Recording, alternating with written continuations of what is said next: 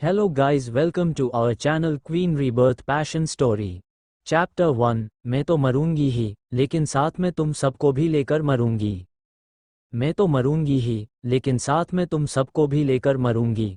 उस लड़की की वो तेज गुस्से से भरी हुई आवाज़ और उसे देख रहे वो सब उसकी तरह दौड़ पड़े, मगर अफसोस उनके भागने की स्पीड से ज़्यादा उस लड़की की स्पीड थी। उसने 1 सेकंड के अंदर ही उस बड़े से कंप्यूटर पर कुछ किया और पल भर के अंदर ही उस एडवांस्ड लैब के सभी डोर्स लॉक हो गए।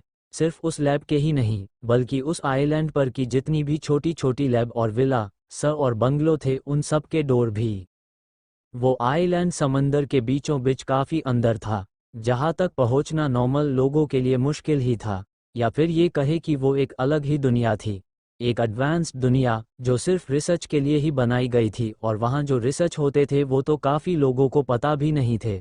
और उनमें से एक ऐसी ही रिसर्च थी शौर्या, वही लड़की जो अभी अभी सबको अपने साथ लेकर मरने वाली थी।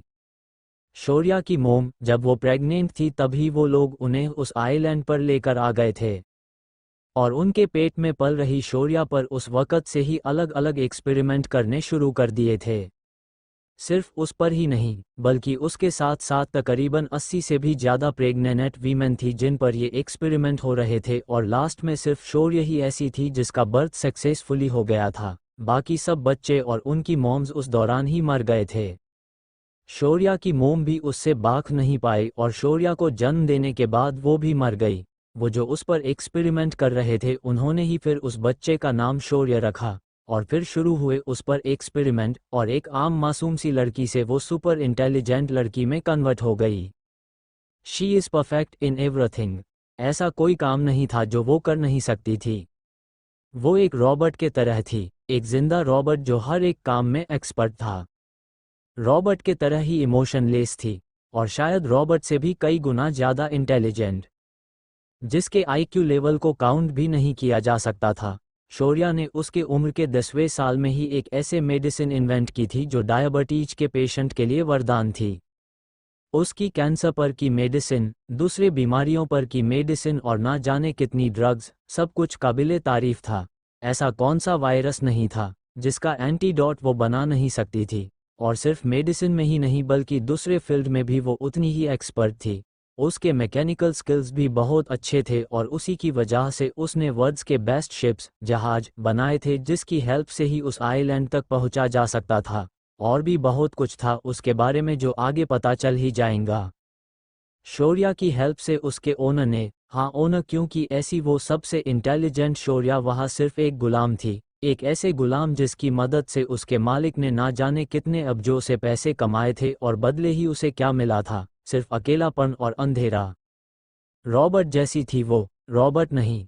उसके अंदर भी इमोशन थे, वो भी थकती थी, वो भी हंसना चाहती थी, रोना चाहती थी, बाहर घूमना चाहती थी, और भी बहुत कुछ करना चाहती थी वो। लेकिन कहते हैं ना, गुलामों की जिंदगी नहीं होती, वैसे ही वो एक गुलाम थी जिसकी अपनी कोई जिंदगी नहीं थी। लेकिन उससे एक गलती हो गई। उसने जाने अनजाने ही सही बाहर की दुनिया ही अपने स्क्रीन पर देख ली, और उसके ओनर उसके इस हरकत से डर गए। अगर शौर्या यहाँ से बाहर चली गई तो? ये सवाल ही उन्हें डरा गया, और उसकी सज़ा उसे बहुत ही बुरी मिली। वैसे तो उसे नॉर्मल सज़ा देना ही तय हुआ था, लेकिन उनमें वो एक था, उसके मेन ओनर का पोता, जिसकी गंदी नज़रें शौर्या पर हमेशा होती थी, और जब उसने शौर्या के साथ बदतमीजी की थी तब उसने उसे ऐसे सज़ा दी थी कि वो आज तक अपने पैरों पर चल नहीं पा रहा था। वो उससे बदला लेना चाहता था, लेकिन उसे मौका ही नहीं मिल रहा था, और अब जन उसे मौका मिला था तब उसने शौर्या के साथ हैवानियत की हर एक हद ही पार कर दी। बहुत बुरी तरह से मार, शॉक ट्रीटमेंट, और फिर उसे बर्फ में फेंका गया, जिससे उसकी हालत अधमरी हो गई। और लफ्ज़ों के वार वो तो उस पर कुछ इतने हुए कि अब तक जो भी इमोशन उसने अपन दिल में दबाए रखे थे उन सब का ब्लास्ट हो गया, और कुछ ही देर में उसने सबकी मौत अपने हाथों से लिख दी। शौर्या, इसे डीएक्टिवेट करो। हमारे सालों के मेहनत तुम इस तरह तबाह नहीं कर सकती हो। तुम ऐसा नहीं कर सकती हो शौर्या, इसे डीएक्टिवेट करो। वहाँ के प्रोफेसर की चीखें वह गूंजने लग गई, और वो खुद ट्राई करने लग गए कि किसी तरह से वो उस प्रोसेस को डीएक्टिवेट कर सके, बट नो यूज़। बहुत देर हो गई थी, और एक एक कर उस पूरे आइलैंड पर होने वाले छोटे छोटे ब्लास्ट उसे सुनाई देने लग गए। शौर्या, ये दिमाग तुम्हें हमारी वजह से मिला है। तुम इसे हमारे खिलाफ यूज नहीं कर सकती हो, प्रोफेसर ने चीख कर कहा, और शौर्या जोर जोर से हंसने लग गई। शायद ये पहली बार था जब वो हंस रही थी, लेकिन उसके हंसी में कितना दर्द था ये वहाँ मौजूद सभी को पता चल रहा था। हाँ, आपकी वजह से प्रोफेसर, आपकी ही वजह से, आपकी वजह से मैं ये ऐसी हो गई। क्या कुछ नहीं किया आप सबके लिए और उसके बदले मेरा ये हाल, इतनी बुरी मौत मुझे नहीं। अगर मेरा मरना तय है तो आप सबका क्यों नहीं, मैं तो मरूंगी ही, लेकिन साथ में आपको, आप सबको लेकर मरूंगी, शौर्या ने कहा। और अगले ही पल उस लैब में भी जोरदार ब्लास्ट हो गया और कुछ ही देर में ना सिर्फ वो लैब बल्कि वो पूरा आइलैंड भी आगे के चपेट में आकर समंदर में डूब गया। आह, दर्द हो रहा है, मुझे दर्द हो रहा है, बहुत ज्यादा दर्द हो रहा है। शौर्या दर्द से तड़प उठी और उसने किसी तरह से अपनी आंखें खोली। उसके इर्द गिर्द चारों तरफ सफ़ेद रोशनी थी और देखते ही देखते उसका दर्द गायब हो गया। वो उठकर खड़ी हो गई और उसे तब जाकर एहसास हुआ कि दर्द से तड़पता हुआ उसका पूरा बदन अब बिल्कुल हल्का हो चुका है और उसका सारा के सारा दर्द भी खत्म हो चुका है। वो उस लाइट के सोर्स के तरफ बढ़ने लग गई। उसके आंखों को तकलीफ तो हो रही थी, लेकिन फिर भी वो आगे बढ़ रही थी उस सफ़ेद रोशनी के तलाश में और फाइनली उसे उस रोशनी का सोर्स मिल गया। कौन हो तुम? शौर्या ने उसके आगे खड़े हुए उस शख्स को, जो ऊपर से नीचे तक सफ़ेद कपड़ों में था और अपने चेहरे पर एक छोटी सी मुस्कान लिए उसे ही देख रहा था, उससे सवाल किया। मैं कौन हूँ?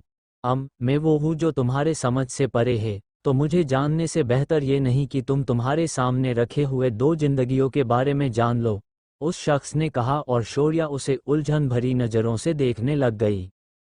क्या क्या मतलब? शौर्या ने सवाल किया और उस शख्स से ज़रा सी साइड हटकर उसे एक दुनिया दिखाई। बेहद खूबसूरत थी वो दुनिया, जिसे देखकर एक अलग सा सुकून छा गया शौर्या के दिल में। ये जन्नत है, क्या तुम यहाँ रहना चाहोगी? उस शख्स ने कहा। और शौर्या बस जन्नत को देखते ही रह गई। वह की हर एक चीज़ उसे अट्रैक्ट कर रही थी और सब कुछ हद से ज़्यादा खूबसूरत था। हाँ, शौर्या हाँ कहने ही वाली थी कि फिर कुछ सोचकर वो बोली, और दूसरी दुनिया? दूसरी दुनिया कौन सी है? और क्या उसका सवाल सुनकर उस शख्स के ओठों पर स्माइल आ गई। वो रही दूसरी दुनिया। उस शख्स ने एक और इशारा किया और शौर्या ने उस तरह देखा। एक 18 साल की लड़की किसी गोदाम में दर्द से तड़पते हुए कराह रही थी। उसे देखकर ही ऐसा लग रहा था कि जैसे वो काफ़ी तकलीफ में है। उसे लगी हुई चोटें उसके दर्द को बयान कर रही थी, और उसकी वो लाल आंखें, जिसे देखकर ही शौर्या को पता चल गया कि उसे हैवी क्वांटिटी में ड्रग्स दिए गए हैं। बट इन सब के बावजूद भी वो लड़की बेहद खूबसूरत लग रही थी। कौन है वो?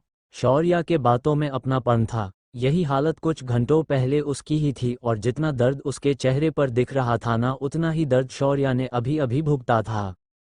वो भी शौर्या ही है, और जिस तरह तुम्हारी जिंदगी थी ना, लगभग उसी तरह से उसकी भी जिंदगी थी। सिर्फ फर्क इतना है कि वो जिंदा होकर भी मरने की दुआ कर रही है, और तुम मरकर भी जिंदा रहने की तमन्ना, उस शख्स ने कहा। और शौर्या उसे देखते ही रह गई। वो कुछ सोचने लग गई और फिर मुड़कर उसने उस शख्स के तरफ देखा। मैं वो जिंदगी जीना चाहूंगी, मुझे जीना है, दुनिया घुमनी है, हर एक उस फीलिंग को महसूस करना है जो मैंने कभी भी महसूस नहीं की। आप मुझे वह भेज सकते हैं? शौर्या के आंखों में चमक आ गई। उसे खुद पर भरोसा था, चाहे उस शौर्या की जिंदगी कितनी भी मुश्किल क्यों ना हो, लेकिन वो किसी की कैदी, किसी की गुलाम तो नहीं थी। वो जो चाहे वो कर सकती थी, और शौर्या को खुद पर इतना भरोसा तो था ही कि वो एक काबिल और अच्छी जिंदगी जी सके। मुझे जीनी है उसकी जिंदगी, प्लीज़ मुझे वहाँ भेज दीजिए, शौर्या ने जल्दी जल्दी कहा। और उस शख्स के ओठों पर मुस्कान आ गई। जैसी तुम्हारी मर्जी, उस शख्स ने कहा, और शौर्या को नीचे धक्का दे दिया। एक तेज चीख के साथ शौर्या नीचे गिरने लगी और डर के मारे उसने जल्दी से अपनी आंखें खोल ली। आह, उसे काफ़ी दर्द महसूस हो रहा था, और उसमें इतनी भी हिम्मत नहीं बची थी कि वो अपनी जगह से उठ सके। शौर्या ने अपनी आंखें बंद कर ली और उसके अंदर के सिम्टम्स को एक्सामिन करने लग गई। उसे समझते देर नहीं लगी कि उसे हैवी क्वांटिटी में ड्रग्स दिए हुए हैं, इतने कि उसे होश में रहने के लिए काफ़ी मशक्क़त करनी पड़ने वाली है। और उसके एक हाथ में काफ़ी दर्द भी महसूस हो रहा था। उसने किसी तरह से उस हाथ के तरफ देखा और पाया कि उसके हाथ की नस कट चुकी है, और जिस हिसाब से वो कटी हुई थी, उसका मतलब यही था कि उसने सुसाइड करने की कोशिश की है। मगर क्यों? ये सवाल शौर्या के दिमाग में आया और तभी उसके कानों पर किसी की आवाज़ सुनाई दी। भाई, अब क्या करे? बॉस को क्या जवाब देंगे हम? ये लड़की तो लगभग मरने के कगार पर है, और वो जल्लाद बॉस पता नहीं हमें क्या करेगा। एक आदमी जरा डरते हुए ही कह रहा था, और तभी उस दूसरे आदमी की गुस्से भरी आवाज़ वहाँ गूंजी। तारांकन, साला 1 नंबर का तारांकन है वो बॉस। एक तो इतने मुश्किल से ये खूबसूरत माल मिली थी, जिसे खरीदने के लिए अम्मा ने 2 करोड़ रुपए खर्च किए। और वो तारांकन बॉस, उसने कहा कि इसे कोई हाथ नहीं लगाएंगे। सन की है साला, खुद तो वह अलग अलग छोकरियों के मजे ले रहा है और हम ये इतना हुस्न सामने होते हुए भी कुछ कर नहीं सकते। ऊपर से कमीने की ड्रग्स लेने की आदत, हर एक चीज़ ने उसे ड्रग्स चाहिए ही चाहिए। लाखों के ड्रग्स इस पर पिछले हफ्ते से वेस्ट कर दिए और इसने क्या किया? अपने हाथ की नस काट ली। साली खुद तो मर रही है, लेकिन साथ ही में हमारी भी कब्र खोद दी इसने। उसे तो मैं, कहते हुए उस भाई नाम के शख्स ने शौर्या के पेट में एक लात मार दी। एक काम कर, जला दे इस जगह को, बोल देंगे कि शॉर्ट सर्किट हो गया और आग इतनी फैल गई कि वो लड़की भी उस आग में जलकर मर गई, भाई नाम के उस आदमी ने कहा और एक नज़र शौर्या को देखकर वो वह से बाहर निकल गया। उस दूसरे आदमी ने वहां आग लगा दी और एक एक कर वहां से वो सब बाहर चले गए। नहीं, नहीं, फिर से मरने के लिए मैंने ये जिंदगी नहीं चुनी है। मुझे जीना है, हाँ मुझे जीना है। कम ऑन शौर्या, ये मौका हर किसी को नहीं मिलता है। You can do it. चलो उठो, उठो जल्दी। शौर्या अपने आप को हिम्मत देने लग गई और किसी तरह से वो उठकर खड़ी हो गई।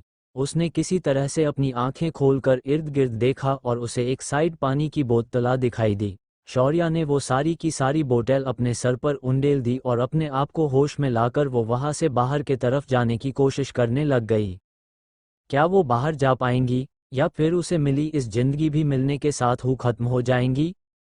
चैप्टर 2, अभिमन्यु राठौड़ की प्रिंसेस। एक काम कर, जला दे इस जगह को, बोल देंगे कि शॉर्ट सर्किट हो गया और आग इतनी फैल गई कि वो लड़की भी उस आग में जलकर मर गई, भाई नाम के उस आदमी ने कहा और एक नज़र शौर्या को देखकर वो वह से बाहर निकल गया। उस दूसरे आदमी ने वहां आग लगा दी और एक एक कर वहां से वो सब बाहर चले गए। नहीं, नहीं, फिर से मरने के लिए मैंने ये जिंदगी नहीं चुनी है। मुझे जीना है, हाँ मुझे जीना है। कम ऑन शौर्या, ये मौका हर किसी को नहीं मिलता है। You can do it. चलो उठो, उठो जल्दी। शौर्या अपने आप को हिम्मत देने लग गई और किसी तरह से वो उठकर खड़ी हो गई। उसने किसी तरह से अपनी आंखें खोलकर इर्द गिर्द देखा और उसे एक साइड पानी की बोतल दिखाई दी। शौर्या ने वो सारी की सारी बोतल अपने सर पर उंडेल दी और अपने आप को होश में लाकर वो वहां से बाहर के तरफ जाने की कोशिश करने लग गई। S I can do it, मैं यहाँ से जा सकती हूँ। खुद को मोटिवेट करते ही शौर्या अपने इर्द गिर्द देखने लग गई। उन गुंडों ने लगाई हुई आग धीरे धीरे करके बढ़ रही थी, और शौर्या की बेताब नज़रें इधर उधर बाहर निकलने का रास्ता ढूंढ रही थी। एंड फाइनली उसे रास्ता मिल गया, एक खिड़की। एक छोटी सी खिड़की, जिसके पास आकर शौर्या ने नीचे देखा। कम से कम जमीन से 6-7 फुट ऊपर थी वो खिड़की। अगर पहले की बात होती तो ये हाइट शौर्या के लिए कुछ भी नहीं थी, लेकिन अब उसका शरीर बहुत कमजोर था, उसे कई चोटें लगी हुई थी तो उसका हाथ भी काफी जख्मी था, और वो नशा, वो ड्रग्स जो उसे दिए गए थे। शौर्या हड़बड़ा गई, मगर उसकी जीने की चाहत काफी ज्यादा थी और फिर क्या, उसी चाहत में उसने उस खिड़की से नीचे उड़ी मार दी। आह, बेहतो दर्द हुआ उसे। उसके जख्मी हाथ पर जोर गिरा था और वो दर्द इतना था कि उसका दिल चीखने को किया, बट उसने किसी तरह से अपने आवाज दबा दी और वहां से भागने लग गई। अंधेरी रात, वो मुश्किल रास्ता और उसकी कमजोर हालत। मुश्किल हो रही थी उसे, और बहुत दर्द भी, लेकिन वो वहां से भाग रही थी। और तभी उसे ड्रग्स की तल्फ महसूस हुई, जिसकी बॉडी में उसका पुनर्जन्म हुआ था।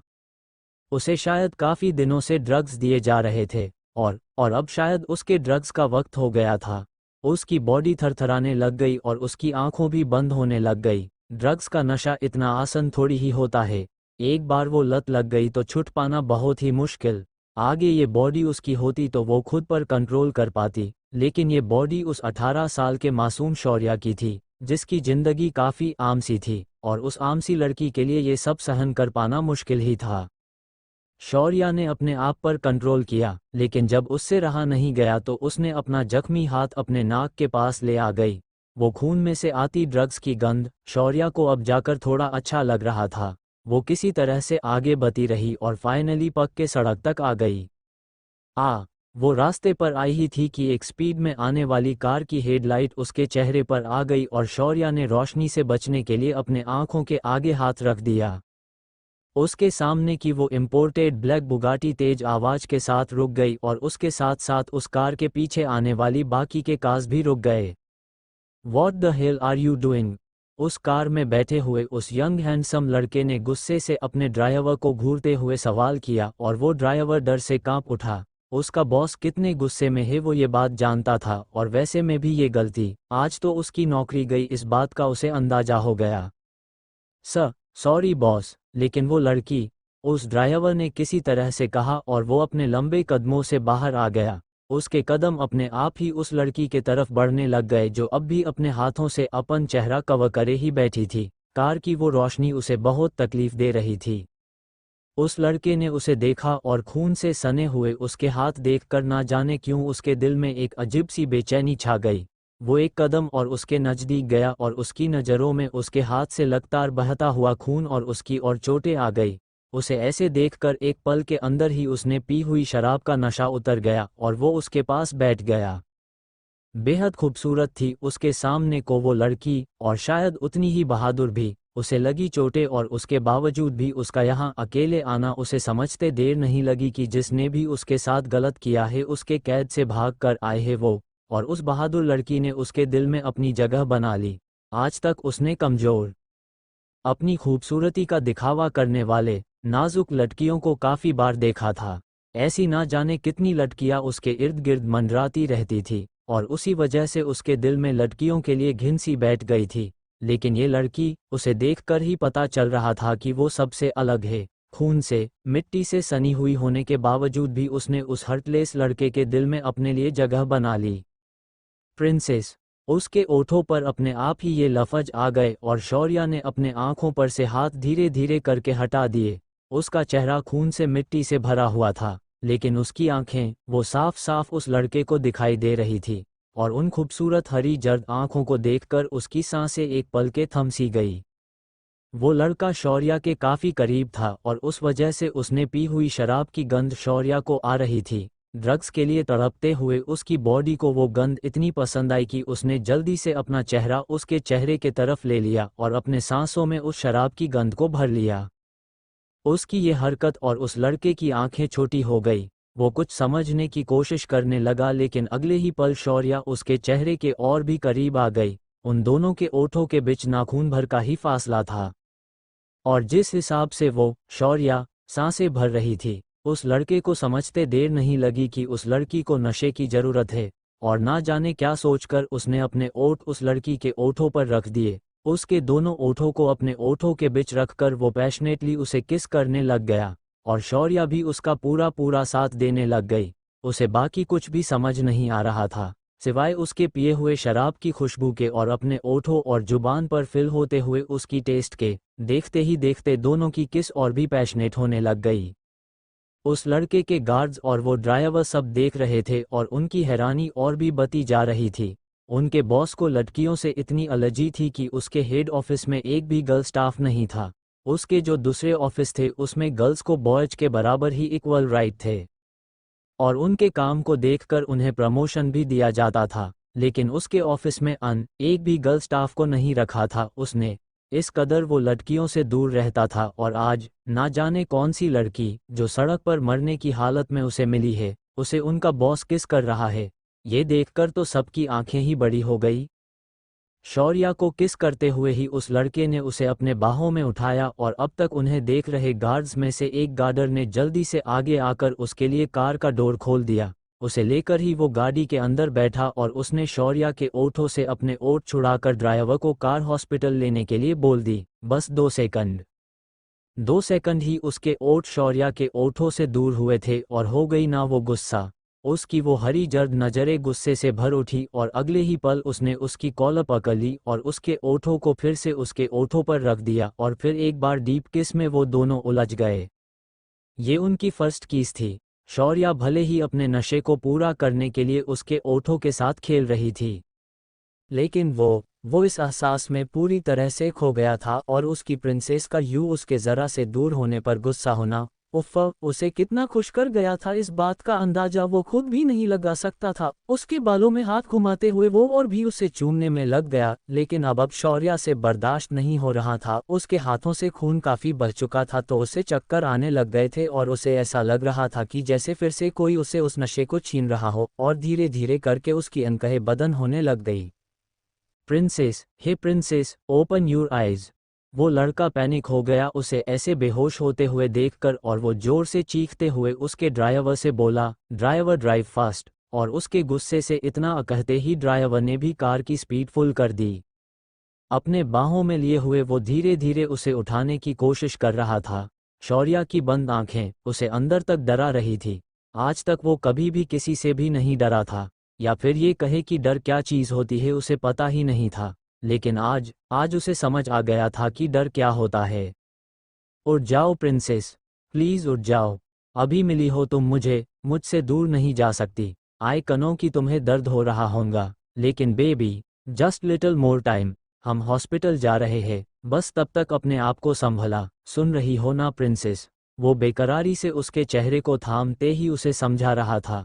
उसके आंखों में आंसू आ गए थे और एक एक कर शौर्या के चेहरे पर गिर रहे थे। अभी अभी तो मिली थी उसकी प्रिंसेस और मिलते ही दूर जा रही थी। कसी बर्दाश्त होता उससे वो। थोड़ी ही देर में कार हॉस्पिटल के सामने रुक गई और वो उसे लेकर जल्दी से नीचे उतर गया। अपने बाहों में उसे लिए हुए ही वो अंदर भाग गया। उसका शर्ट और उसका चेहरा शौर्या के खून से भीगे हुए थे और शौर्या वो तो खून से लथपथ ही थी। उन दोनों को देखने वाले हॉस्पिटल में के सभी हैरान हो रहे थे, और उन सबको इग्नोर करके वो उसे ऑपरेशन थिएटर में ले गया। ये हॉस्पिटल उसी का था। वेल पेशे से तो वो एक बिजनेसमैन था, लेकिन उसके साथ साथ वो एक वेल नोन डॉक्टर भी था। डॉक्टर होना ये उसका सपना था, मगर उसके मोम डैड का एक लौता बेटा होने की वजह से उसे अपन अस्पना छोड़ दिया और बिजनेस में चला गया। उसे वहां खुद आया हुआ देखकर, वो भी इस हालत में देखकर सभी डॉक्टर्स डर से कांप उठे। The great businessman the Abhimanyu Rathore को देखकर ही सबकी हवा टाइट हो गई, और वो सदमे में खड़े होकर उसे देखने लग गए।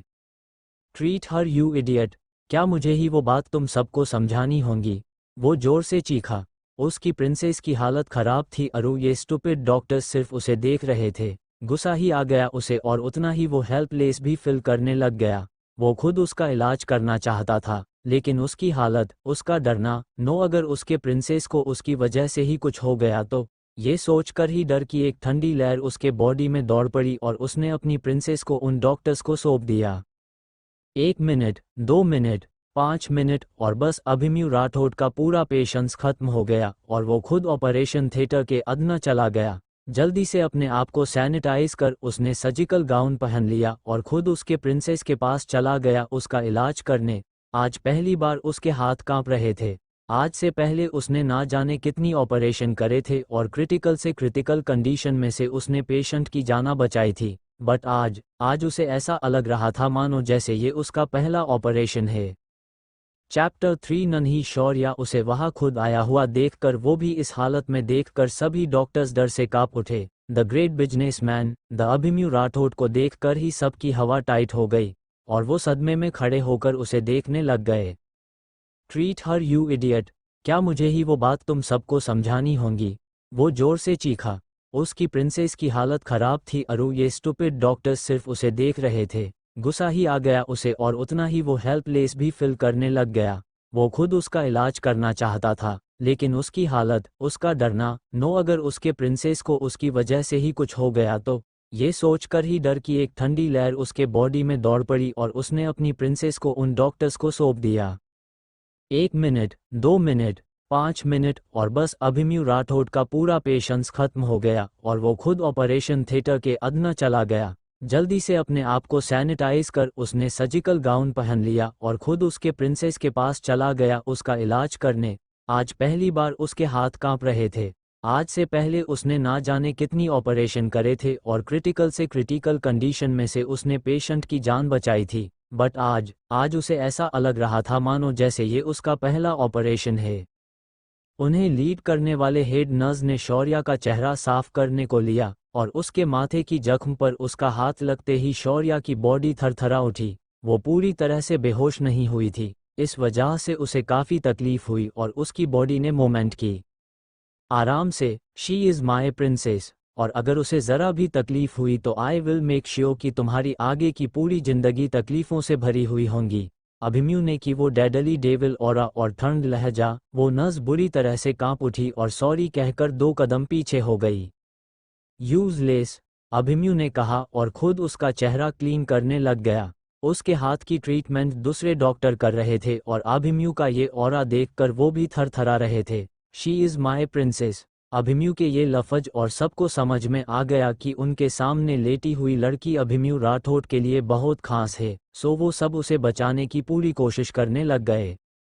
शौर्या का चेहरा अच्छे से साफ करके उसके ब्लड टेस्ट के लिए भेजकर अभिमन्यु उसका ट्रीटमेंट करने लग गया। उसके हाथ पर गहरा कट लगा हुआ था, साथ ही में उसके बॉडी पर भी काफ़ी जख्म थे। उसके पेट पर भी अच्छी जख्म हुई थी। अभिमन्यु ने उसके हर एक जख्म को बड़े ही आराम से उसे दर्द नहीं होगा ऐसे ट्रीट किया और फाइनली कुछ देर बाद उसका इलाज जब पूरा हो गया तब उसे वहाँ के वीवीआईपी रूम में ले जाया गया। बहुत ही आराम से उसे उस रूम के बेड पर लेटाने के बाद वहाँ से पूरा स्टाफ रफू चक्कर हो गया। पता चला उनकी सांस लेने का भी शोर और उनके डेविल बॉस ने उनकी जान ही ले ली। इससे बेहतर उन्हें वहाँ से जाना ही बेस्ट लगा। अभिमन्यु उस कमरे में आ गया और उसकी नज़रें बेड पर लेटी हुई उसकी प्रिंसेस पर गई और बस उस पर ही थम कर रह गई। कुछ इस हद तक खूबसूरत थी उसकी प्रिंसेस की खूबसूरत, ये लफ्ज भी उसकी खूबसूरती को बयान नहीं कर सकता था। दूध सा गोरा रंग, ऊंची नाक और उसमें जचता वो ब्लैक कलर का स्टोन, कमानदर भुवये और उसकी वो लंबी लंबी पलकें। उसके ओठ तो इतने खूबसूरत नाजुक गुलाबी थे कि बस अभिमन्यु को उन्हें देखकर उनकी किस याद आ गई और उसका दिल किया कि वो अभी जाए और उसके उन ओठों को अपने ओठों में ले ले। और वो ओठों के नीचे का मोल, उफ़, उसके खूबसूरत चेहरे को नज़र से बचाने के लिए ही था शायद वो मोल। प्रिंसेस, अभिमन्यु उसके पास बैठ गया और उसने उसके सर पर से हाथ घुमाया। हाय कितने सॉफ्ट बाल थे उसके। उसने उन्हें छूते हुए उनकी लेंथ देखनी चाहिए और उसे पता चला कि उसके बाल सच में काफ़ी लंबे हैं और उतने ही मुलायम भी। अभिमन्यु का दिल, उसके जज्बात आज उसके काबू में नहीं थे। उसे लग रहा था कि वो सामने लेटी हुई उसकी प्रिंसेस को अपने सीने से लगा ले, उसे कडल करे, उसके उनसे ओठों को पाने ओठों में भर के बार बार किस करे और भी ना जाने क्या क्या। उसके ज़रा से छुवन से ही अभिमन्यु की हालत खराब हो रही थी और आगे के न जाने कितनी देर वो उसके पास लेटकर उसे सहलाते हुए बीता दिए। और यहाँ उसकी गैंग, मतलब उसके गार्ड्स, असिस्टेंट एंड ऑल, वो सब पागल होने को आ गए। अभिमन्यु के काम का पसारा कम नहीं था। काफ़ी सारे बिजनेस थे उसके फैमिली के और उन्हें संभालने वाला वो अकेला। उसके मोम डैड का इकलौता बेटा था वो, और उसका इंटरेस्ट आ गया डॉक्टरी में, जिस पर ना जाने कितना उसके मोम डैड ने उसे इमोशनल ब्लैकमेल किया। और जैसे ही अभिमन्यु बिजनेस करने के लिए मान गया वैसे ही उन दोनों ने अपना हाथ बिजनेस में से निकाल दिया और सब कुछ उस पर सौंप कर वो उनके घूमने का शौक पूरा करने के लिए वर्ल्ड टूर पर चले गए और उसके बाद उनके प्राइवेट आइलैंड पर जाकर शिफ्ट हो गए। अभिमन्यु ने सारी जिम्मेदारी अच्छे से उठाई हुई थी और अब वो ही सब कुछ छोड़कर छाड़कर अंदर उस लड़की के साथ बैठा हुआ था और उसे ऐसे देखकर उसकी पूरी टीम हैरान हो गई थी कि वो क्या करे और कैसे करे। कुछ घंटों बाद अभिमन्यु डॉक्टर से उसकी प्रिंसेस की रिपोर्ट मांगने बाहर आ गया और इसी बात का फ़ायदा उठाकर उसके असिस्टेंट सामने आ गए और उन्होंने उसे फाइल थमा दी।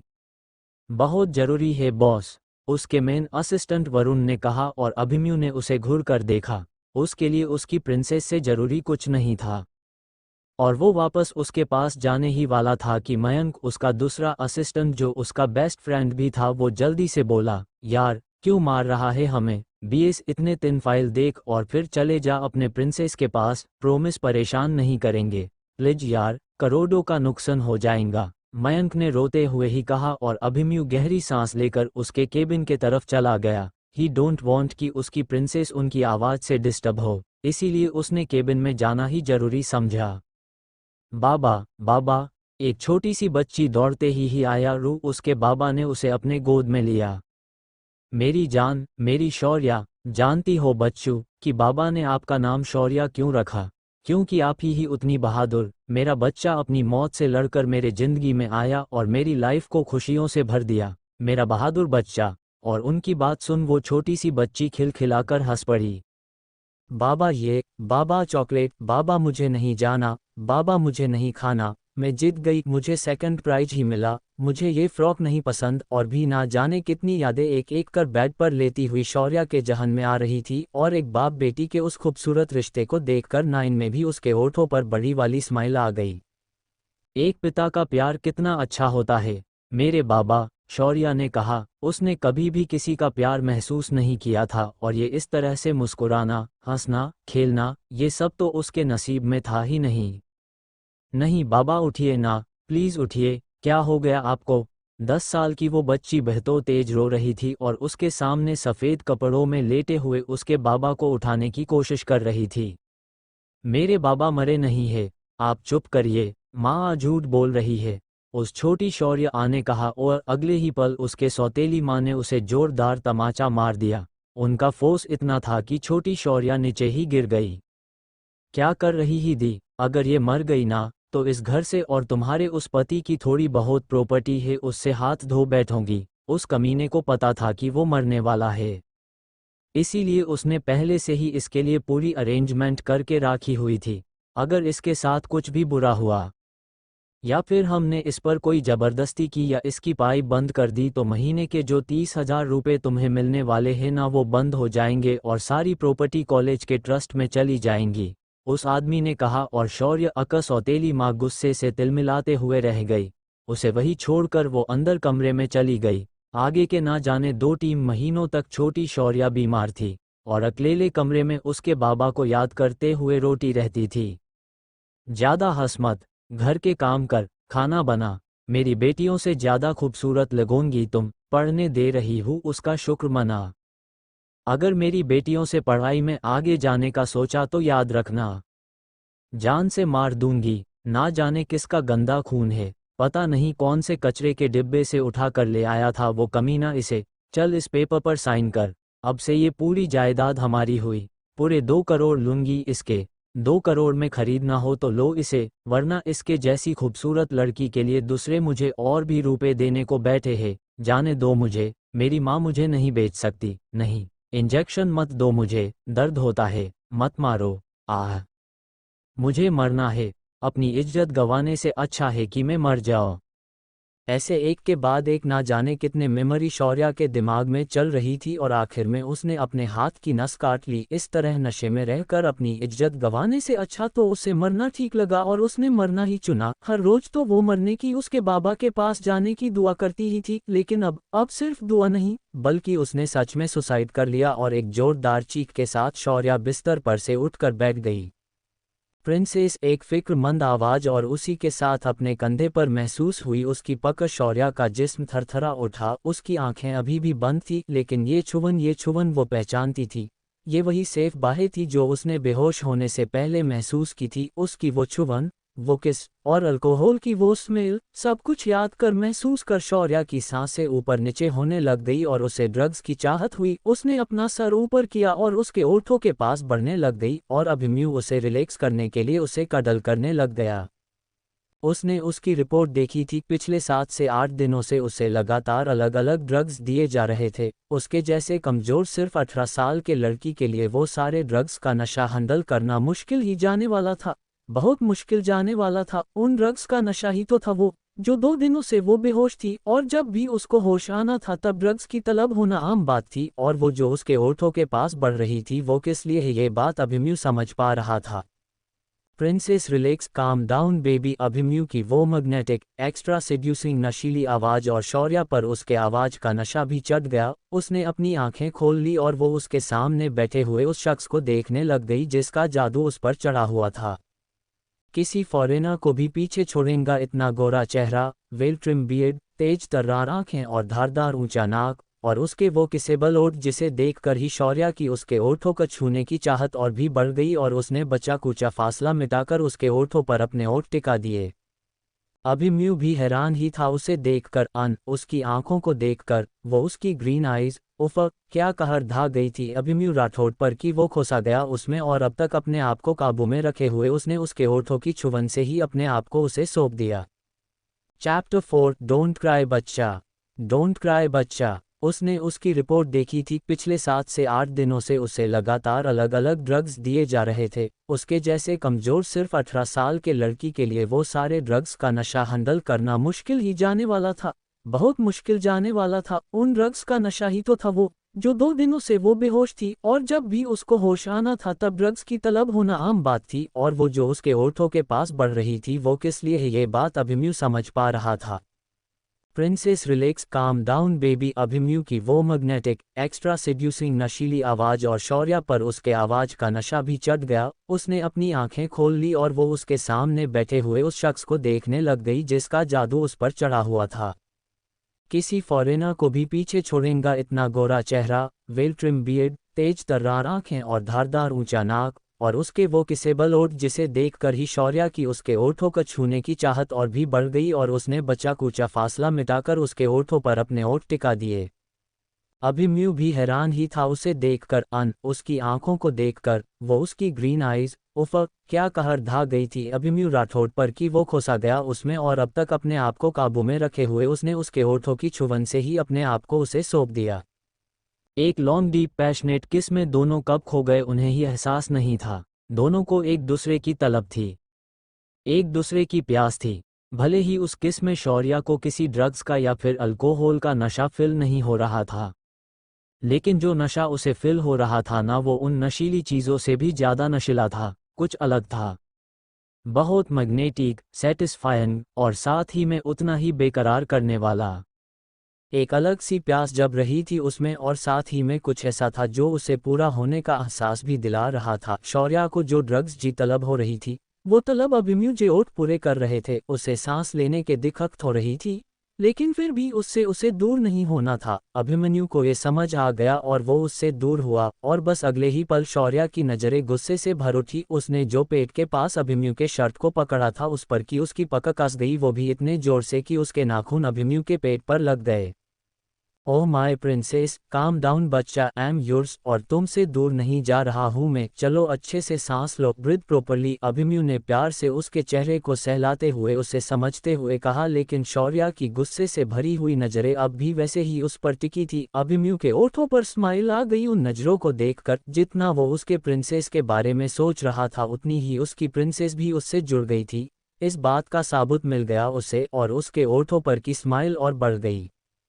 उसकी स्माइल देखकर अब तक गुस्से से घूरती हुई शौर्या की आंखें सॉफ्ट हो गई और वो खो सी गई उस स्माइल में। बस उसे ही देखने लग गई वो, और अभिमन्यु भी उसकी वो हरी जर्द नजरों को अपने आंखों में समा रहा था, साथ ही में उसके सर को सहलाकर उसे शांत भी करवा रहा था। अभिमन्यु की वो ममता से प्यार से भरी हुई चुभन और शौर्या के आंखों में आंसू भर के आने लग गए। ये फीलिंग उसने कभी नहीं महसूस की थी। किसी की फिक्र करना क्या होता है, ये आज उसे पता चला रहा था। नहीं जानती थी वो अभिमन्यु को, ना वो जानती थी और ना ही वो शौर्या जानती थी जिसके अंदर उसका रिबर्थ हुआ था। बट दोनों भी प्यार के लिए उतनी ही तरसी हुई थी, अपनी पूरी जिंदगी तपी हुई थी वो प्यार के लिए, और अब वो प्यार, वो तड़प अभिमन्यु के सहलाने से, उसके इतने प्यार से छूने से कम होने लग गई, और शौर्या के आंखों में आंसू चने लग गए। हे शोना, डोंट क्राई बच्चा, क्यों रो रही हो तुम? वेट में डॉक्टर को बुलाता हूँ। अभिमन्यु पैनिक हो गया उसे रोता हुआ देखकर। उसके आंसू उससे बर्दाश्त ही नहीं हो रहे थे। वो इतना डर गया कि लगभग भूल ही गया कि वो खुद भी एक डॉक्टर है और वो उसे चेक कर सकता है। अभिमन्यु ने जल्दी से बेड के साइड वाली बेल बजाई और डॉक्टर्स की टीम अगले 2 मिनट में ही वहां आ गई। चेक हर, डैम इट, दिखा ही नहीं दे रहा है कि मेरी प्रिंसेस को दर्द हो रहा है, रो रही है वो। अभिमन्यु ने दांत ओठ खाते हुए डॉक्टर से कहा। कोई और वक्त होता तो उसके दहाड़ से वो पूरा फ्लो गूंज उठता, लेकिन अब उसकी प्रिंसेस उसकी बाहों में थी ना, तो उसकी तेज आवाज से उसे तकलीफ होती। बस इसीलिए अभिमन्यु चीखा नहीं, और नजरों से ही आए हुए डॉक्टर्स की जान उनके हलक तक लाकर वो प्यार से आराम से उसके प्रिंसेस को सहलाने लग गया। शौर्या पूरी तरह से अभिमन्यु के बाहों में थी, इतना सा भी वो दूर नहीं हुआ था उससे, और शौर्या भी उसे पैक गले से लगाकर बैठी थी। होश में आने के बाद उनके जख्म दर्द कर रहे होंगे, उन्हें ज्यादा हलचल नहीं करनी चाहिए और उन्हें दिए हुए ड्रग्स मैंने उनकी मेडिसिन में कुछ और मेडिसिन ऐड कर देता हूँ, लेकिन कुछ दिनों तक उन्हें ड्रग्स की तलब महसूस होगी ही और ड्रग्स ना मिलने पर पैनिक अटैक भी आ सकते हैं। डॉक्टर ने डरते हुए ही मगर पूरी सिचुएशन एक्सप्लेन की और अभिमन्यु ने हाँ में सर हिलाकर उन्हें बाहर जाने का इशारा कर दिया। शौर्या भी उसके बाहों में वैसे ही शांत सी बैठी हुई थी। अभिमन्यु की केयर उसे इमोशनल कर गई थी और अब वो धीरे धीरे सिसकने लग गई। हे बच्चू, माय प्रिंसेस बेबी रोते नहीं है, शांत हो जाओ। अभिमन्यु को समझ नहीं आ रहा था कि वो उसे चुप कैसे कराए। ये ऐसे हालत उसके सामने कभी आए ही नहीं थे, कभी फेस नहीं किया था उसने इन हालातों को। बचपन से ही वो स्ट्रिक्ट किस्म का बंदा था, ये रोना धोना एंड ऑल कभी उसने किया नहीं था। कम उम्र में ही वो इतना समझदार और सीरियस हो गया था कि उसे देखकर लगता नहीं था कि वो बच्चा है। उसके फ्रेंड्स भी उसी के तरह ही थे, हाँ उनमें कभी कभी मस्ती होती थी, लेकिन ये ऐसा रोना धोना कभी भी नहीं। सो उसे अब ये समझ नहीं आ रहा था कि वो शौर्या को शांत कैसे करवाए। और शौर्या वो भी तो कहा इस तरह से रोती थी, नहीं उसे रोना या दूसरे कोई इमोशन पता ही नहीं थे, लेकिन जिसके बॉडी में वो अब थी वो शौर्या काफ़ी इमोशनल थी। उसके बाबा के जाने के बाद ये पहली बार था कि किसी ने उसे गले से लगाया था। उस बाबा के साथ जितना सेफ फील वो करती थी ना, ठीक उसी तरह उतना ही सेफ फील वो अभी अभिमन्यु के बाहों में कर रही थी। और वो होता है ना, अगर हमें किसी का सच्चा सहारा मिल जाए तब हम अपने सारे दर्द सारे आंसू उसके सामने बयान करने लग जाते हैं। ठीक उसी तरह शौर्या को उसका सहारा मिल गया था और अपने आप ही वो उसके सामने अपना दर्द उसके आंसू के थ्रू बयान कर रही थी। थोड़ी देर बाद उसका रोना अपने आप बंद होने लग गया। इस बीते वक्त में अभिमन्यु ने एक बार भी उसे दूर नहीं किया था कि उसके रोने से वो परेशान नहीं हुआ था। उसे बाहों में भर के उसके सर को सहलाते हुए वो उसके दर्द को उसके रोने का कम होने का इंतजार कर रहा था। और उसकी वो सॉफ्ट प्यार भरी छुवन शौर्या को भी बेटर फील करवाकर होश में लेकर आ रही थी। वो नहीं जानती थी कि वो कौन है, उसके साथ उसका क्या रिश्ता है, वो कहाँ से आया है, कुछ नहीं पता था उसे। बट वो जिस हिसाब से उसका ध्यान रख रहा था ना, बस उसके लिए वही काफ़ी था। उसमें शौर्या को उसके बाबा की झलक दिखी। जब भी वो बीमार होती थी तब वो ऐसे ही उसके पास घंटों तक बैठा करते थे, उसके सर को सहलाया करते थे, और ये जो कोई भी था वो भी वही कर रहा था। फीलिंग बेटर ना प्रिंसेस, अच्छा लग रहा है ना तुम्हें? अभिमन्यु ने प्यार से उसके चेहरे को अपने हाथों में थाम कर सवाल किया और उसके आंसू साफ कर दिए। शौर्या उसे देखते ही रह गई बिना कुछ कहे और फिर वो वापस से उसके बाहों में चली गई। प्रिंसेस, अभिमन्यु ने उसे प्यार से पुकारा और उसके माथे पर ओठ टिका दिए और शौर्या के ओठों पर छोटी सी स्माइल आ गई। उसने फिर से अपनी आंखें बंद कर ली और कब नींद के आगोश में चली गई उसे ही पता नहीं चला। अभिमन्यु जी नजरें भी उसके उस स्माइल पर ही टिकी हुई थी और उसे देखकर वो भी मुस्कुरा उठा। आराम से धीरे धीरे उसे कडल करते हुए वो उसे ही देखता रहा। अभिमन्यु का फोन वाइब्रेट हुआ और उसे देखकर उसने आराम से शौर्या को नीचे सुलाया और उसे अच्छे से ब्लैंकेट से कवर करके उसके बालों को एक और अच्छे से सेट करके वो बेड से नीचे आया। हम अभिमन्यु ने कॉल करके इतना ही कहा और दूसरी ओर से उसका असिस्टेंट लियो कुछ बोला। Come in, but no need to knock, Abhimanyu ने कहकर कॉल कट कर दी और लियो हैरान हो गया। उसका बॉस हम, हाँ, ओके, नो, इसके अलावा बहुत ही कम लफ्जों का इस्तेमाल करता था। और आज इतना बड़ा सेंटेंस, जरूर ये लड़की बॉस के लिए बहुत खास है, स्पेशल है, लेकिन इसे तो मैंने बॉस के साथ कभी नहीं देखा और ना ही उस लड़की के पस्त में बॉस का कोई जिक्र है। लियो काफ़ी हैरान हो गया और फिर उसने धीरे से डोर ओपन करके वो अंदर आ गया। बॉस, मैडम की फुल इन्फॉर्मेशन है इसमें। लियो ने एक फाइल अभिमन्यु के तरफ दे दी और वही खड़ा रहा जैसे वो कुछ कहना चाहता हो। अभिमन्यु ने उसके तरफ देखा और उसकी नज़रों को समझकर अभिमन्यु बोला, स्पीक। बॉस, पहले आप फाइल देखिए, फिर मैं बोलता हूँ, लियो का कहना। और अभिमन्यु समझ गया कि जरूर कुछ इम्पोर्टेंट बात उसके प्रीसेस से जुड़ी होंगी जो लियो कहना चाहता है। उसने फाइल खोली और फर्स्ट पेज पर लिखे हुए उसकी प्रिंसेस की नाम पर उसकी फिंगर्स मूव हुई। शौर्या सौरभ पाटिल। अभिमन्यु ने बार बार उस नाम को पढ़ा। मेरी प्रिंसेस का नाम शौर्या है, बिल्कुल सही नाम है उसका। यही मेरी प्रिंसेस इतनी बहादुर, तभी तो इतनी बुरी हालत होने के बाद भी वो झुकी नहीं। आखिर क्या बात करना चाहता है लियो, और ऐसा क्या है उस फाइल में, जानेंगे अगले पार्ट में। Chapter 5, I want everything for my princess. Boss, madam की फुल इन्फॉर्मेशन है इसमें। लियो ने एक फाइल अभिमन्यु के तरफ दे दी और वही खड़ा रहा, जैसे वो कुछ कहना चाहता हो। अभिमन्यु ने उसके तरफ देखा और उसकी नज़रों को समझकर अभिमन्यु बोला, स्पीक। बॉस, पहले आप फाइल देखिए, फिर मैं बोलता हूँ। लियो का कहना और अभिमन्यु समझ गया कि जरूर कुछ इम्पोर्टेंट बात उसके प्रीसेस से जुड़ी होंगी जो लियो कहना चाहता है। उसने फाइल खोली और फर्स्ट पेज पर लिखे हुए उसकी प्रिंसेस की नाम पर उसकी फिंगर्स मूव हुई। शौर्या सौरभ पाटिल। अभिमन्यु ने बार बार उस नाम को पढ़ा। मेरी प्रिंसेस का नाम शौर्या है, बिल्कुल सही नाम है उसका। हे ही मेरी प्रिंसेस इतनी बहादुर, तभी तो इतनी बुरी हालत होने के बाद भी वो झुकी नहीं। अभिमन्यु के ओठों पर स्माइल आ गई और वो उसके नाम पर से हाथ फिराता रहा। उसने आगे की इन्फॉर्मेशन पढ़नी स्टार्ट कर दी और उसके चेहरे पर गुस्सा आने लग गया। सौरभ पाटिल ने उसे अडॉप्ट किया था, ये बात पढ़कर वो ज़रा हैरान ही हो गया। सौरभ पाटिल की वाइफ शालिनी पाटिल, इनकी पहले ही शादी हो गई थी और उन्हें 3 बेटियां भी थी। सौरभ ये कॉलेज के दिनों से ही शालिनी से बहुत प्यार करते थे, लेकिन उन्होंने कभी भी उनसे प्यार नहीं किया। उनके साथ शादी तोड़कर वो उनके प्रेमी के साथ भाग गई और जब 4 सालों के बाद वापस आए तो उन्हें 3 बेटियां थी, 2 जुड़वा और एक छोटी। उनके प्रेमी की मौत हो गई थी, इस वजह से वो वापस आ गई थी और उनके 3 बेटियों के साथ सौरभ ने उन्हें पाना लिया। शुरुआत में तो सब ठीक था, लेकिन धीरे धीरे सौरभ को समझ आ गया कि शालिनी सिर्फ उनका यूज़ कर रही है और इस वजह से वो उनसे कटे कटे रहने लग गए।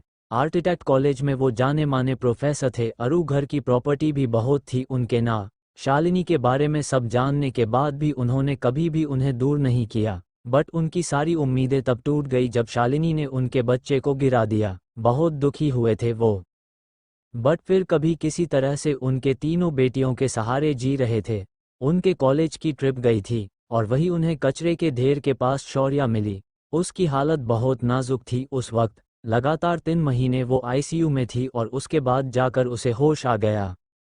सौरभ बहुत खुश हो गए थे उसे देखकर और उन्होंने उसका नाम शौर्या रख दिया। शालिनी को शौर्या बिल्कुल भी पसंद नहीं थी, वो कभी भी उसका ध्यान नहीं रखती थी, सो सौरभ ही उसका ख्याल रखते थे और उसे अपने साथ कॉलेज ले जाते थे। सुबह उनके साथ ही वो घर से निकलती थी तो उनके साथ ही रात को वापस आती थी। 10 साल तक ऐसा ही रहा और फिर अचानक हुए उनकी मौत से शौर्या की लाइफ पूरी तरह से चेंज हो गई। शायद वो मरने वाले हैं, इस बात का एहसास उन्हें हो गया था। सो उन्होंने अपने सारी जायदाद शौर्या के नाम कर दी और हर महीने 30,000 इतनी ही रकम शालिनी को घर खर्च के लिए मिलेंगी, ऐसे उनके विल में भी लिख दिया। और इस बीच शौर्या को कुछ हुआ तो उनकी सारी प्रॉपर्टी कॉलेज ट्रस्ट को चली जाएंगी। ये बात भी उन्होंने मेंशन की थी। उन्होंने अपने साथी प्रोफेसर से बात भी की थी और वो शौर्या को अडॉप्ट करने के लिए तैयार भी थे, लेकिन शालिनी ने ऐसा होने नहीं दिया और शौर्या को अपने पास रखकर ही वो उस पर जुल्म करती रही। और फिर जब वो 18 साल की हो गई तब उसकी प्रॉपर्टी अपने नाम करके उसे ह्यूमन ट्रैफिकिंग वालों को बेच दिया। अभिमन्यु हर एक बात गौर से पढ़ रहा था।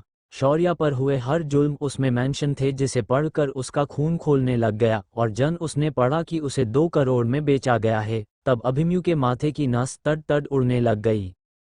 Where is she? अभिमन्यु ने गुस्से से दांत पिसते हुए सवाल किया और लियो को समझ में आ गया कि वो किसके बारे में बात कर रहा है। बॉस, शालिनी पाटिल हमारे गिरफ्त में है, फार्म हाउस पर, लेकिन उससे भी जरूरी बात है जो मुझे आपसे कहनी है। लियो पहले से ही जानता था कि ये सब जानकारी पाने के बाद उसका बॉस शालिनी को छोड़ेगा नहीं, इसीलिए उसने पहले ही उसे उठवा लिया था। सिर्फ उसे ही नहीं, उसके भाई को भी, जो शौर्या पर जुल्म करने में शालिनी के साथ ही था। बट उसने कहा कि उसे उससे भी जरूरी बात करनी है, तो अभिमन्यु उसे देखने लग गया। बॉस, ये लॉकेट। लियो ने वो लॉकेट अभिमन्यु के तरफ दिया। अभिमन्यु ने वो लिया और उसे देखकर लियो के तरफ सवालिया नज़रों से देखने लग गया। जब शालिनी को इंटरोगेट किया जा रहा था तब उसमें हमें ये और भी बातें बताई। उसका कहना है कि मैडम किसी बड़ी फैमिली से बिलोंग करती है और सौरभ उन्हें चुरा कर लाए थे। ये लॉकेट उस वक्त मैडम के साथ ही था। अगर सच में मैडम के बायोलॉजिकल फैमिली ने उन्हें कचरे के पास फेंका था तो इतना महंगा लॉकेट उनके पास क्यों देते? उस पर लगा ये हीरा, it's a real and very rare diamond. वो कह रही थी कि सौरभ ने उन्हें कहीं से चुरा कर ही लाया था। क्योंकि उन्होंने उनका बच्चा अबॉर्ट करवाया था। वो किसी भी हाल में बाप बनना चाहते थे और शालिनी को नीचा दिखने चाहते थे। इसी वजह से उन्होंने मैडम को कहीं से चुराया था और शालिनी जो मैडम से नफरत करती थी, इसकी वजह भी वही थी। वो उनके बेटियों का हक छीनने के लिए सौरभ ने मैडम को लाया था, ऐसा इल्जाम लगा रही थी वो, लियो ने उससे कहा और अभिमन्यु की आंखें छोटी हो गई। चुरा कर? क्या ये सच है? अभिमन्यु ने सवाल किया और लियो ने ना में सर हिलाया। नहीं बॉस, ये शायद सच नहीं है। अगर उन्हें किसी बच्ची को चुराना ही था तो वो कोई हेल्थी बच्ची चुराते ना। मैडम जब छोटी थी तब वो तकरीबन 3-4 महीनों तक हॉस्पिटल में एडमिट थी। काफ़ी नाजुक कंडीशन थी उनकी, और जो भी मैंने इन्फॉर्मेशन सौरभ पाटिल के बारे में निकाली है, उन सभी का यही कहना है कि वो एक बहुत ही अच्छे और सच्चे इंसान थे। उनके एक फ्रेंड जो अब नेशनल कॉलेज ऑफ आर्किटेक्ट के प्रिंसिपल है, उन्होंने भी यही बताया कि सौरभ पाटिल को मदर कचरे के पास ही मिली थी। और उन्होंने इतना भी बताया कि मरने से पहले सौरभ जी ने उनसे प्रोमिस लिया था कि वो शौर्या मैडम को अडॉप्ट करेंगे, लेकिन शालिनी ने ऐसा होने नहीं दिया। लियो ने अपना कहना बंद लिया और अभिमन्यु ने उसके तरफ देखा। सो तुम्हारे कहने का मतलब है कि मेरी प्रिंसेस किसी खानदानी रईस घराने से बिलोंग करती है? अभिमन्यु का सवाल, और लियो ने हाँ में सर हिला दिया। हम पता लगवाओ फिर मेरी प्रिंसेस की फैमिली के बारे में, बट मेरी प्रिंसेस तक ये खबर नहीं जाने चाहिए, कोई गॉसिप भी नहीं। और हाँ, घर जाने की अरेंजमेंट करो और लड़कियों को लगने वाले हर एक चीज़ का इंतजाम मेरे विला के अंदर करो। I want everything for my princess, Abhimanyu ने कहा और लियो को जाने का इशारा किया। वो शौर्या के फैमिली के बारे में पता तो लगवाना चाहता था, लेकिन नहीं चाहता था कि ये न्यूज़ कहीं से भी शौर्या के कानों तक जाए। वो फिलहाल उसे कोई भी उम्मीद नहीं देना चाहता था। Princess my baby, I am so sorry कि मैं तुम्हारे साथ पहले नहीं था। बहुत कुछ सहा मैं न मेरी जन तुमने, बट डोंट वरी, तुम पर हुए हर एक जुल्म का बदला मैं उन लोगों से ले लूंगा। अभिमन्यु शौर्या के कमरे में आ गया था और उसके पास बैठकर उसके सर को सहलाते हुए और उसे अपलक देखते हुए वो दिल ही दिल उससे बातें किया जा रहा था। नींद में भी फिर एक बार शौर्या की बॉडी की थरथराहट हुई, शायद उसके बॉडी को फिर एक बार ड्रग्स की तलब महसूस हुई थी। बट अगले ही पल अभिमन्यु ने उसे अपने बाहों में पकड़ लिया और शौर्या नॉर्मल होने लग गई। बॉस, अरेंजमेंट हो गई है जाने की, लियो का मैसेज आया और अभिमन्यु ने एक नज़र सोई हुई शौर्या को देखा। उसे आराम से अपने बाहों में उठाकर वो उस हॉस्पिटल से बाहर निकल गया और थोड़ी ही देर बाद उनकी कार अभिमन्यु के आलिशान विला के आगे आकर रुक गई। चैप्टर 6, घर हमारा घर। हॉस्पिटल इमरजेंसी थी, सो आज किसी स्टोरी के पार्ट नहीं आएंगे, आए ये वाला भी थोड़ा छोटा ही होगा।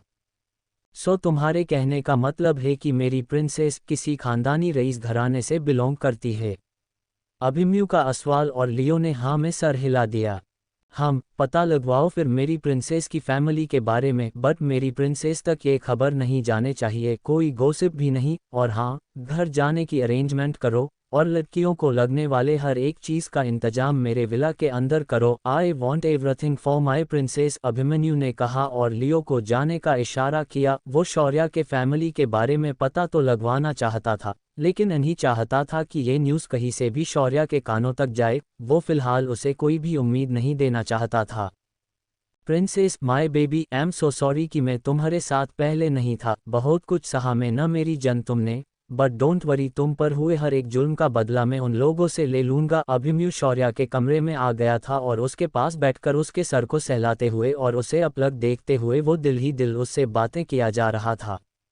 नींद में भी फिर एक बार शौर्या की बॉडी की थरथराहट हुई, शायद उसके बॉडी को फिर एक बार ड्रग्स की तलब महसूस हुई थी। बट अगले ही पल अभिमन्यु ने उसे अपने बाहों में पकड़ लिया और शौर्या नॉर्मल होने लग गई। बॉस, अरेंजमेंट हो गई है जाने की, लियो का मैसेज आया और अभिमन्यु ने एक नज़र सोई हुई शौर्या को देखा। उसे आराम से अपने बाहों में उठाकर वो उस हॉस्पिटल से बाहर निकल गया और थोड़ी ही देर बाद उनकी कार अभिमन्यु के आलिशान विला के आगे आकर रुक गई। कार रुकने की वजह से शौर्या की नींद खुली। ड्रग्स मेडिसिन का असर उस पर ऐसा हुआ था कि उसे काफ़ी गहरी नींद आ गई थी। Are you okay princess, Abhimanyu ने फिक्र से उससे पूछा। जरा सहम कर ही उठी थी वो नींद से और शौर्या ने उसके तरफ देखा। उसकी आंखें अब भी नींद से भरी थी और चेहरे पर बड़े ही प्यारे एक्सप्रेशन थे और साथ ही में उसके बाल जो जरा से बिखरे हुए थे। हम कहाँ हैं? शौर्या ने किसी तरह से सवाल किया और अभिमन्यु ने उसके चेहरे को थामकर उसके बाल ठीक किए। घर, हमारे घर, अभिमन्यु ने कहा और शौर्या बस उसे देखती ही रह गई। घर, शौर्या के ओठों पर यह लफ्ज आया और अभिमन्यु ने हाँ में सर हिला दिया। शौर्या अपलक उसके आंखों में देख रही थी। घर, ये वर्ड भले ही उसके लिए नया ना हो, लेकिन उस वर्ड का मीनिंग काफ़ी अहम था उसके लिए, इनफैक्ट उन दोनों शौर्या के लिए भी। वो मासूम सी छोटी सी शौर्या को घर होते हुए भी वहाँ कभी प्यार नहीं मिला था, लेकिन हर बार शालिनी और उसकी उन बेटियों से ये टोंट उसे जरूर सुनने को मिलते कि उसके वजह से उनका घर उनसे छीन गया। वही वो बहादुर गिनियास शौर्या, वो तो सिर्फ एक गुलाम थी और उसकी पूरी जिंदगी गुलामी में ही बीती थी, सो उसके लिए घर इस वर्ड के मायने बहुत थे। चले प्रिंसेस, अभिमन्यु ने उसके आगे हाथ बढ़ाया और उससे कहा और शौर्या एक बार उसके तरह और उसके बढ़ाए हुए हाथ के तरफ देखती रही गई। एक सवाल का रूप, शौर्या ने अपना हाथ उसके हाथों में देने के बजाय उससे पूछा और अभिमन्यु ने हाँ में सर हिला दिया। मेरे लिए ये सब क्यों कर रहे हो आप? आखिर क्या रिश्ता है हमारा? मैं आपको जानती नहीं, पहचानती नहीं, फिर भी इतना सब कुछ क्यों? शौर्या ने उसके आंखों में देखते हुए सवाल किया और अभिमन्यु ने फिर एक बार उसके चेहरे को थाम लिया। Because you are my princess, क्या इतना जवाब काफ़ी है? अभिमन्यु का कहना और शौर्या उसे देखते ही रह गई। नहीं, सिर्फ इतना जवाब उसके लिए काफ़ी नहीं था, लेकिन जिस अंदाज से, जिस तरह से अभिमन्यु ने उससे ये बात कही थी ना, उसे महसूस कर शौर्या बस उसे देखते ही रह गई। उसके अंदर के इमोशन उसके ही समझ से परे थे। कभी भी किसी का प्यार ना मिली हुई वो उस लवेबल अफेक्शन को समझने में ज़रा अकजोर ही थी, लेकिन कुछ तो ऐसा था जो सदा उसके दिल को छू गया। उसने हाँ में सर हिलाया और उसके हाथ को थमा लिया। वो दोनों कार से उतरे और अभिमन्यु उसे अंदर लेकर जाने लग गया। बहुत बड़ा विला था वो, और उतना ही आलिशान भी। उस विला का आर्किटेक्चर, उसके सामने बना हुआ फाउंटेन, गर्दन, सब कुछ इतना लविश और खूबसूरत था कि शौर्या सब कुछ देखने लग गई। वो जिस आइलैंड पर रहती थी, खूबसूरती में वो भी कुछ कम नहीं था, लेकिन रोमबीर के तरह उससे काम कराने वाले और करने वाले वो उसे वो खूबसूरती जी भर के देखने का कभी मौका ही नहीं मिला था। शौर्या इतनी यूनिक थी और उसमें इतनी स्ट्रेंथ थी को वो लगातार 8 दिनों तक काम करने के बाद भी नहीं थकती थी, और उसके इस खूबी का उन सभी ने बहुत फ़ायदा उठाया था। सब कुछ देखते हुए उसके कदम धीरे धीरे करके आगे बढ़ रहे थे, और हमेशा जल्दबाजी में रहना वाला, तेज स्पीड से चलने वाला अभिमन्यु आज उसके साथ उसके धीमे कदमों से कदम मिलकर चल रहा था। उस विला में काम करने वाले स्टाफ को जब ये पता चला कि उनके यंग मास्टर किसी लड़की को अपने साथ लेकर आए हैं, तो वो एक्साइटमेंट में उसे देखने के लिए आ गए, और पहले शौर्या की खूबसूरती से हैरान हुए वो अभिमन्यु के इतने काम एक्सप्रेशन और धीरे चलने से और भी ज़्यादा हैरान हो गए। चैप्टर 7, चिका एक एडवांस्ड सिस्टम। चिका एक एडवांस्ड सिस्टम। वो शौर्या के फैमिली के बारे में पता तो लगवाना चाहता था, लेकिन नहीं चाहता था कि ये न्यूज़ कहीं से भी शौर्या के कानों तक जाए। वो फिलहाल उसे कोई भी उम्मीद नहीं देना चाहता था। Princess, my baby, I am so sorry कि मैं तुम्हारे साथ पहले नहीं था। बहुत कुछ सहा मैं न मेरी जन तुमने, बट डोंट वरी, तुम पर हुए हर एक जुल्म का बदला मैं उन लोगों से ले लूंगा। अभिमन्यु शौर्या के कमरे में आ गया था और उसके पास बैठकर उसके सर को सहलाते हुए और उसे अपलक देखते हुए वो दिल ही दिल उससे बातें किया जा रहा था। नींद में भी फिर एक बार शौर्या की बॉडी की थरथराहट हुई। शायद उसके बॉडी को फिर एक बार ड्रग्स की तलब महसूस हुई थी, बट अगले ही पल अभिमन्यु ने उसे अपने बाहों में पकड़ लिया और शौर्या नॉर्मल होने लग गई। बॉस, अरेंजमेंट हो गई है जाने की, लियो का मैसेज आया। और अभिमन्यु ने एक नज़र सोई हुई शौर्या को देखा। उसे आराम से अपने बाहों में उठाकर वो उस हॉस्पिटल से बाहर निकल गया, और थोड़ी ही देर बाद उनकी कार अभिमन्यु के आलिशान विला के आगे आकर रुक गई। शौर्या अभी भी सोई हुई ही थी। उससे दिए गए ड्रग्स, उसकी मेडिसिन और उसके जख्म, साथ ही में उसकी कमज़ोर बॉडी, उस वजह से उसे काफ़ी गहरी नींद में थी। वो अभिमन्यु ने प्यार से उसके चेहरे को देखा और फिर उतने ही प्यार से उसे अपने बाहों में उठाकर वो उस आलिशान विला के अंदर जाने लग गया। विला का पूरा स्टाफ उनके बॉस को हैरानी से आंखें फाड़ फाड़ कर देख रहा था। उन्हें यकीन ही नहीं हो रहा था लड़कियों से दूर रहने वाला उनका कोल्ड बॉस आज किसी लड़की को उसके बाहों में उठाकर इस तरह से अंदर आ रहा था। उन्हें स्टाफ में से एक मेंबर में जो दिखने में थोड़े एज के लग रहे थे, उन्होंने चुपके से उन दोनों की पिक्चर क्लिक की और किसी की भेज दी, और उन दोनों को देखकर मुस्कुरा उठे। अभिमन्यु शौर्या को उसके कमरे में लेकर आ गया और बड़े ही आराम से उसने उसे बेड पर लेटा दिया। उसकी नज़रें फिर एक बार शौर्या के चेहरे पर टिक गई। कितना देखा था उसने उसे, लेकिन फिर भी है कि उसका दिल ही नहीं भर रहा था। भला की खूबसूरत थी शौर्या, मगर उसके खूबसूरती से ज़्यादा अभिमन्यु को उसकी बहादुरी पसंद आई थी, वो भी इस हद तक कि वो उसका दीवाना हो गया था। ये प्यार, शादी सब कुछ मेरे बस का नहीं है, ऐसी कोई नहीं है जो इस अभिमन्यु राठौड़ के दिल पर हुक्म चला सके, सो मुझे इन सब मैटर से दूर ही रखिए, क्योंकि मैं कभी भी किसी भी लड़की को अपने ज़िंदगी में शामिल नहीं करने वाला हूँ। कितने गुरूर से कहे थे उसने ये लफ्ज़ उसकी मोम से, जो उसे बार बार शादी करने के लिए या फिर एटलीस्ट किसी को डेट करने के लिए बोल रही थी, और अब देखो, वही रुतलेस किंगअपन में आपको उस लड़की के एक ही झलक में हार बैठा था।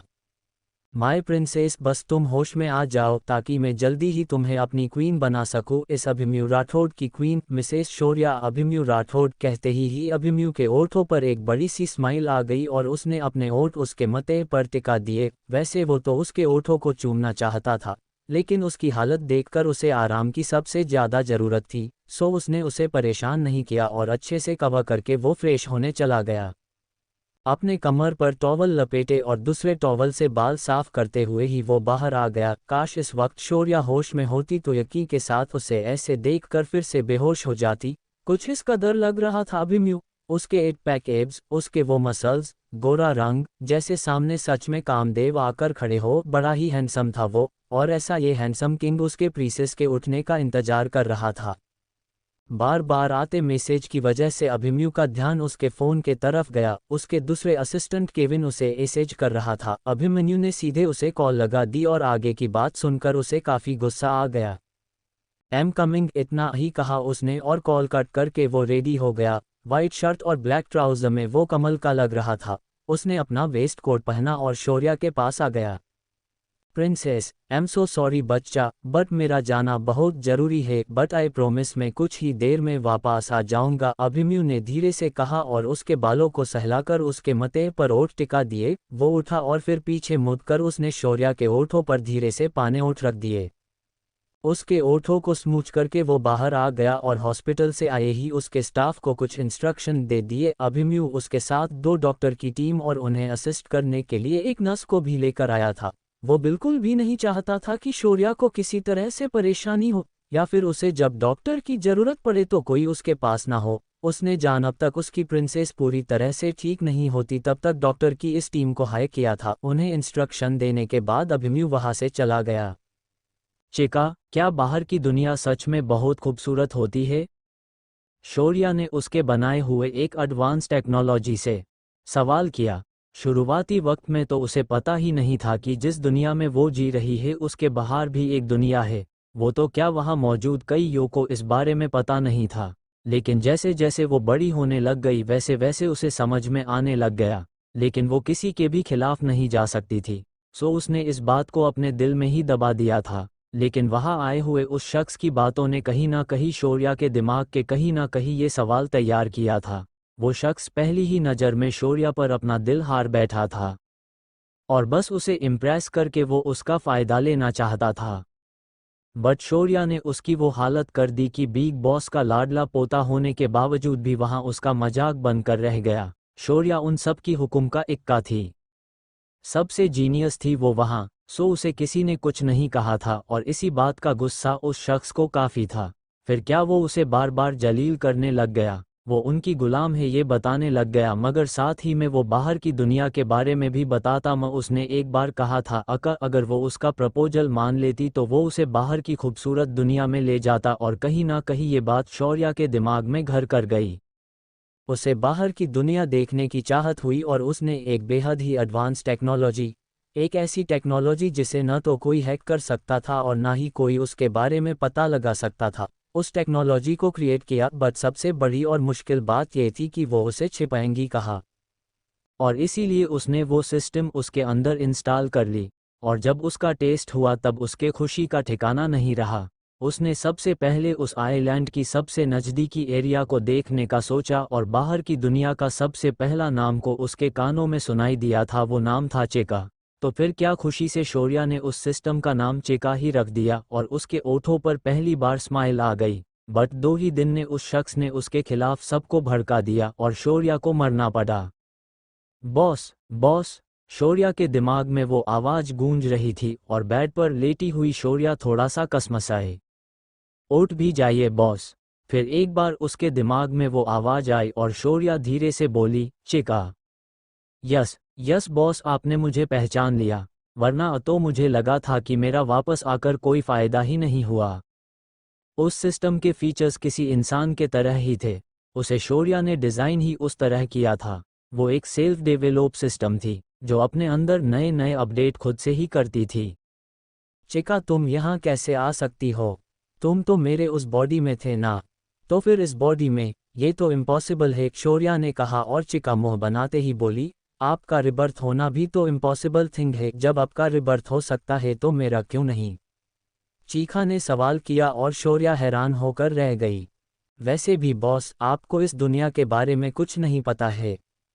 कोई बात नहीं जानती है आप इस दुनिया के बारे में, और फॉर योर काइंड इन्फॉर्मेशन, आपके मेडिसिन, टेक्नोलॉजी और आपके वो मैकेनिज्म, इन सब के अलावा ये दुनिया बहुत अलग है और इस दुनिया में सर्वाइव करने के लिए आपको मेरी ज़रूरत होगी। सो मैं आ गई, चीखा ने एक्साइटेड होते ही कहा और शौर्या के ओठों पर भी बड़ी सी स्माइल आ गई। ये सच था कि उसे यहाँ के चीज़ों के बारे में कुछ भी नहीं पता था, बहुत अनजान थी वो सबसे, और इसमें उसे चिका का ही एक सहारा था।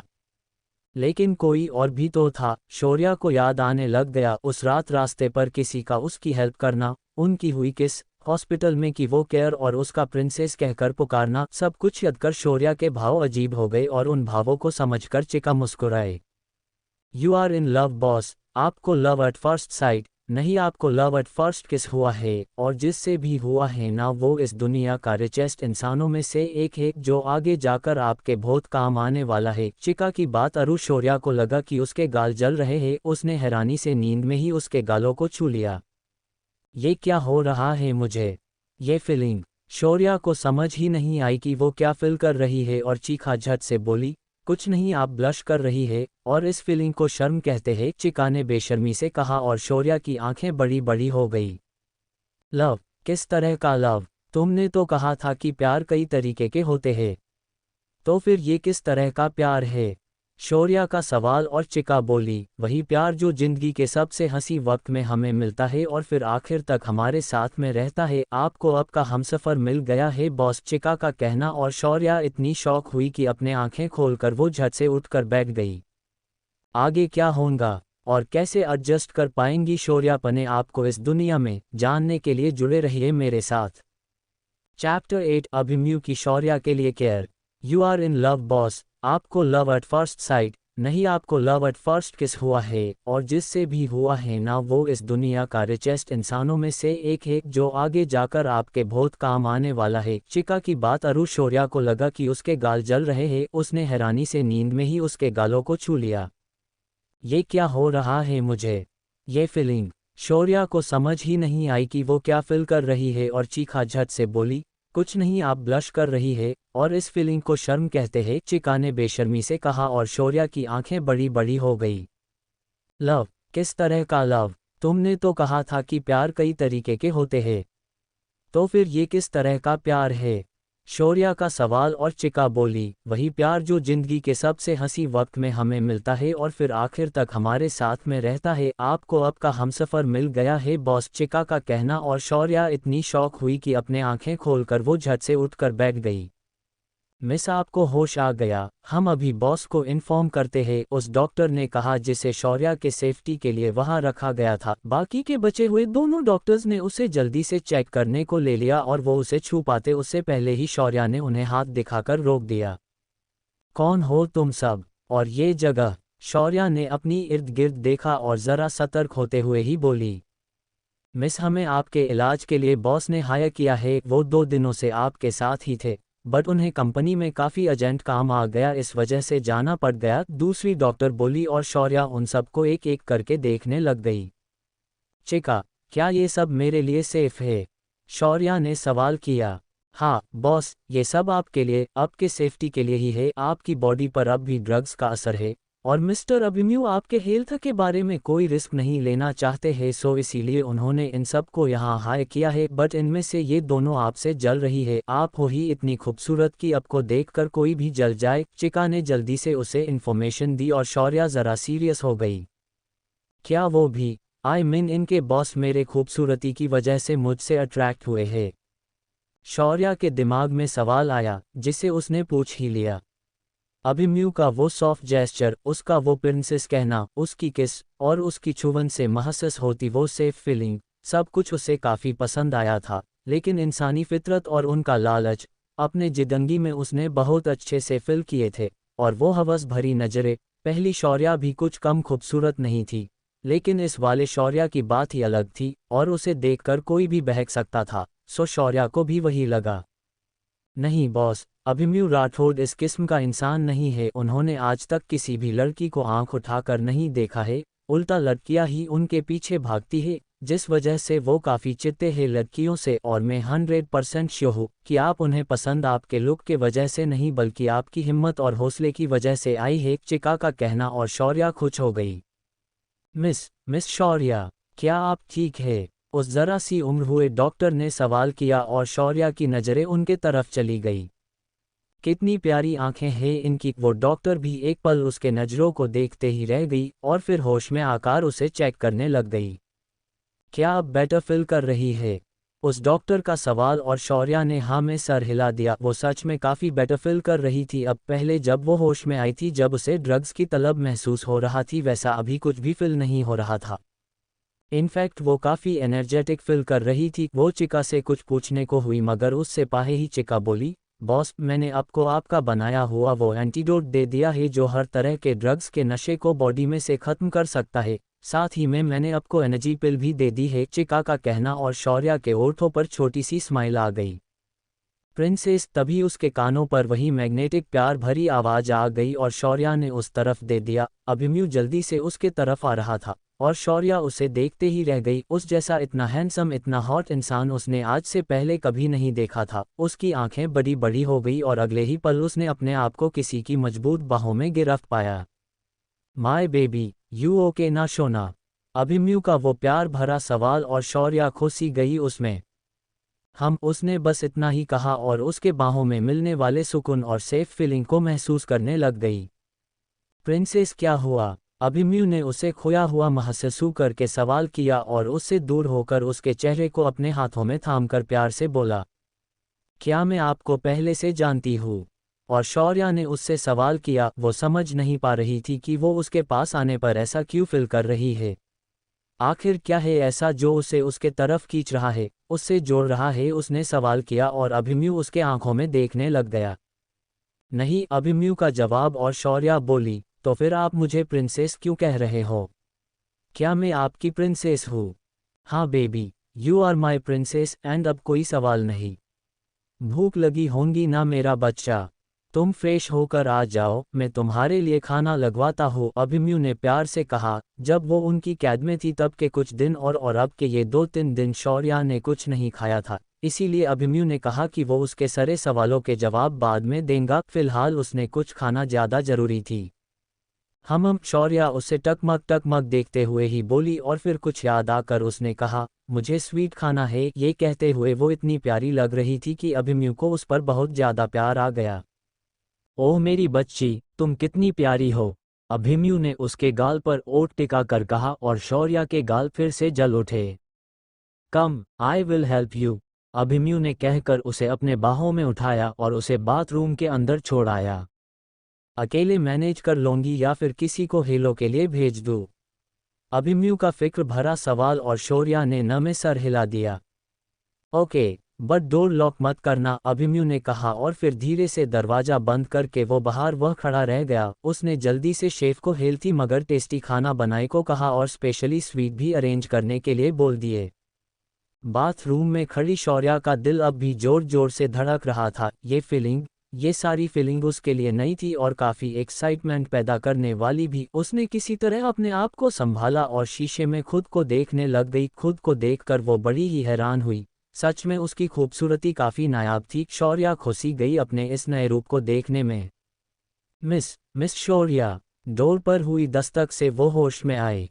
कौन? शौर्या ने सवाल किया। मैं जूली, आपके लिए कपड़े लाई हूँ, जूली ने कहा और शौर्या ने थोड़ा सा डोर ओपन करके उस ड्रेस को ले लिया। शावर लेकर वो फ्रेश हुई और उस कॉर्ड सेट को पहन लिया। वो सॉफ्ट सा प्यारा सा पिंक कलर का कॉर्ड सेट बड़ा ही प्यारा था और उतना ही कंफर्टेबल भी। शौर्या के बाहर आते ही अभिमन्यु की नज़रें उस पर चली गई और बस उस पर ही ठहर गई। शौर्या ने भी उसे देखा और अभिमन्यु धीरे धीरे करके उसके आस आ गया। उसने शौर्या के आगे कमरे में पहने वाली स्लीपर्स रखी और उसका हाथ थाम कर उसे ड्रेसिंग टेबल के तरफ लेकर आ गया। उसे चेयर पर बिठाकर उसने हेयर ड्राई लिया और शौर्या के लंबे बालों को सुखाने लग गया। शौर्या की नज़रें बस उस पर ही टिक गई। चले प्रिंसेस, अभिमन्यु ने उसके आगे हाथ किया और शौर्या सवालिया नज़रों से उसके तरफ देखने लग गई। खाना नहीं खाना है क्या मेरे शोना को? अभिमन्यु का नटखट अंदाज और शौर्या के ओठों पर स्माइल आ गई। वो कड़ी हुई ही थी कि अभिमन्यु ने फिर एक बार अपने हाथों के पालखी में उसे उठा लिया और उसमें सवार होकर ही वो नीचे डाइनिंग रूम में आ गई। उसे एक चेयर पर बिठाकर अभिमन्यु उसके पास आकर बैठ गया और उनके आते ही शेफ अलग अलग खाने से भरे हुए बोल लेकर बाहर आ गए। कभी भी पानी का ग्लास खुद से ना लेना वाला वो आज शौर्या को अपने हाथों से खाना सर्व कर रहा था। उसने एक एक कर सभी डिशेस शौर्या को सर्व कर दी और उन सारी डिशेस को शौर्या आंखें फाड़कर देखने लग गई। ये खाना है? उसके दिमाग में सवाल आया और चिका तुरंत बोली, हाँ बॉस, यही खाना होता है। आप जो वहाँ खाती थी वो सिर्फ आपके बॉडी को न्यूट्रिशन देने का सोर्स था। चिका का कहा और शौर्या को वो खाना याद आ गया। बेस्वाद खाना था वो। ना उसमें नमक होता था, ना मिर्च मसाले और ना ही ऑयल। सिर्फ शौर्या ही नहीं, वह जितने भी और उसके जैसे गुलाम थे, उन्हें दिया जाने वाला खाना कम और एक तरफ की मेडिसिन ही होती थी। को उन्हें एक्टिव रखने के लिए दी जाती थी। हाँ, कभी कभी अगर उनका काम बहुत अच्छा होता था तो उन्हें स्वीट में हलवा खाने को मिलता, लेकिन वो हलवा हमारे तरह नहीं, बल्कि पानी में सूजी डालकर बॉईल की हुई होती थी और उसमें नाम का गुड़ मिलाया जाता था जिससे उस डिश को स्वीटनेस मिलती थी। और उस स्वीट हलवे को खाने के लिए वहाँ मौजूद सभी काफ़ी मेहनत करते थे। एक तरह से वो स्वीट रिवॉर्ड नहीं होता था, बल्कि एक तरह का लालच होता था जिससे वो सब और भी ज़्यादा काम करते थे। क्या हुआ प्रिंसेस? अभिमन्यु ने उससे प्यार से सवाल किया। वो जिस तरह से खाने को देख रही थी, उसे देखकर वो ही ज़रा कंफ्यूज हो गया था। मैंने इतना अच्छा खाना पहले कभी नहीं देखा था, शौर्या बोली। और उसकी बात सुन अभिमन्यु ही नहीं, वहां मौजूद सभी को काफी बुरा लगा। मयंक, अभिमन्यु का दोस्त, के बदबोले स्वभाव की वजह से लगभग विला में शौर्या और उसके घर वालों के बारे में थोड़ी बहुत खबर फैल गई थी। अरु, वो सभी उसके बारे में थोड़ा बहुत जान चुके थे। अभिमन्यु को सुझा नहीं कि वो क्या कहे। उसने जब उसी जानकार पढ़ी थी तब उसे पता चला था कि वो सब शौर्या के साथ बहुत ज्यादती करते थे और उसे खाना भी नहीं देते थे। शौर्या जिस गवर्नमेंट स्कूल में पढ़ती थी वही मिलने वाले खाने पर गुजारा करती थी। वो पढ़कर उसे बहुत ही बुरा लगा था, लेकिन जिस तरह से अभी शौर्या ने कहा उसे सुनकर उसे तो और भी बुरा लगा। ये लो, खाओ ना प्रिंसेस। अभिमन्यु ने अपने हाथों से एक बाइट उठाया और उसके ओठों के पास लेकर गया। शौर्या ने भी जल्दी से वो खा लिया एंड देन उसकी आंखें बंद हो गई। ये टेस्ट उसने आज तक कभी महसूस नहीं की थी। उसे वो तना पसंद आया कि उसने उसे जल्दी से चबाया और फिर से अपना मुंह खोलकर अभिमन्यु के तरफ आंखों में चमक लाए हुए देखने लग गई। अभिमन्यु ने मुस्कुराकर उसके मुंह में अगला बाइट डाल दिया और शौर्या वो भी जल्दी जल्दी खाने लग गई। उसे ऐसा खाता देखकर अभिमन्यु को बड़ी ही खुशी हो रही थी। लगभग पूरा खाना खिलाने के बाद अभिमन्यु ने स्वीट में से गुलाब जामुन उठाया और शौर्या को खोला दिया और बस उसे खाकर शौर्या के आंखों में आंसू आ गए। क्या हुआ बेबी? अभिमन्यु ने जल्दी से फिक्र से सवाल किया और शौर्या उसके तरफ देखने लग गई। थैंक यू मुझे बचाने के लिए और इतना प्यार करने के लिए। आप कभी मुझे छोड़कर तो नहीं जाएंगे ना? शौर्या नम आंखों से बोली और अभिमन्यु ने उसके माथे